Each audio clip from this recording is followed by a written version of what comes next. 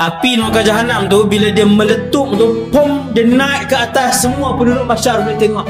Pom, dia meletup sebesar sebuah negeri. Baru dia punya letusan, bukan api dia lagi. Tu baru ekor-ekor terduduk penduduk mahsyar ketika melihat api itu. Keadaan di mahsyar adalah senyap sunyi. Macam ni. Tuan-tuan baru tengok, dengar ni malam ni baru duduk dengar cerita mahsyar pun sunyi dah. Tak duduk di mahsyar lagi, baru dengar cerita mahsyar dah sunyi dah. Duduk di mahsyar, tuan-tuan tengok kiri tak nampak ujung. Ramai sangat makhluk, tengok belakang tak nampak ujung, bercampur-campur di antara binatang dengan jin dengan manusia campur. Tengok depan nampak penghujung. Apa dia? Neraka jahanam.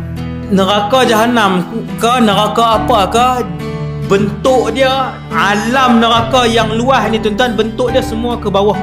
Syurga dia ke atas, dia bertingkat tinggi. Setiap syurga tu dia besar lah. Setiap orang dapat istana yang besar. Lagi tinggi kedudukan orang tu, syurga dia lagi atas. Tingkat 10, tingkat 11, tingkat. Neraka dia menjunam ke bawah.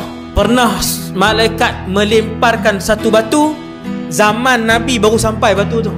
Bunyi pung, bunyi. Sahabat tanya, ya Rasulullah, bunyi apa tu? Nabi sebut batu tu baru sampai di kerak dan lantai neraka. Dia dalam. Neraka ni dalam. Dan neraka jahanam warnanya hitam, gelap, gulita. Bila heret main neraka jahanam letak di mahsyar, mereka akan melihat letusan-letusan api. Letusan-letusan benda kalau panas kan dia naik pum ke atas tu. Innaha tarmi bisyararin kalqas.